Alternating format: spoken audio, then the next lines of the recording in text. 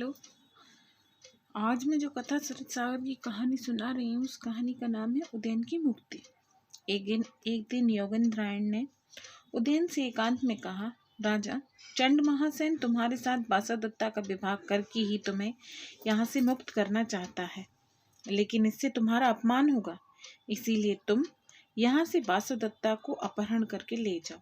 इसके लिए मैंने उपाय सोच लिया है। मैं आशागढ़ नामक महावत को पैसा देकर उससे भद्रवती नामक हथनी को मांग लिया है। तुम बासवदत्ता को उस हथनी पर बैठाकर भगा ले जाओ। यहाँ हाथियों की देखभाल करने वाला जो कर्मचारी है उसको किसी तरह मदिरा पिलाकर बेहोश कर दो। जब वह मलेच्छराज पुलिंदक के पास जाता हूँ मैं उसकी सेना को तैयार रखूंगा। योगेंद्रायण यह सलाह देकर चला गया। उदयन ने बासवदत्ता को सारी बातें समझाई। वह राजी हो गई। एक दिन उसकी वीणा, बासवदत्ता, उसकी सहेली कंचनमाला, हथियार और वसंतक को लेकर वह हाथी पर सवार हुआ और वहां से भाग निकला। जिन पहरेदारों ने उसको रोकने का प्रयत्न किया उन्हें उसने मार डाला। चंड महासेन ने भी यह समाचार सुना।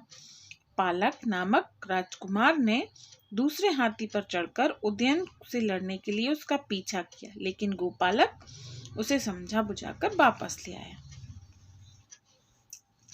इधर जब राजा उदयन विंध्याचल के रास्ते जा रहा था तब दोपहर के समय भद्रवती हथनी को बहुत प्यास लगी और जैसे ही उसने पानी पिया वैसे ही उसके प्राण निकल गए। उदयन और बासवदत्ता हथनी के इस तरह मरने पर बहुत दुखी हुए। उसी समय आकाशवाणी हुई, मैं जो भद्रवती हथनी इस समय मर गई हूँ वास्तव में हथनी नहीं हूँ। मेरा नाम मायावती है और मैं विद्याधरों के वंश की हूँ।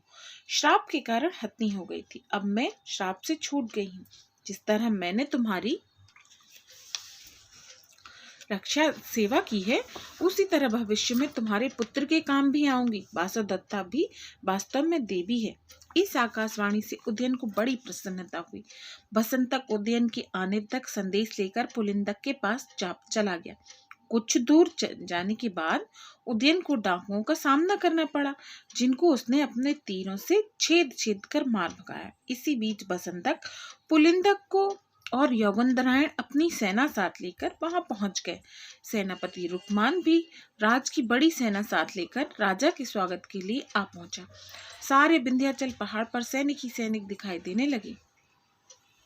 इतने में योगेंद्रायण का एक मित्र वार्णिक मित्र उज्जैनी से आया और उसने बताया, राजा चंड महासेन राजा उदयन पर बहुत खुश हैं। उन्होंने अपना दूत भी इधर भेजा है।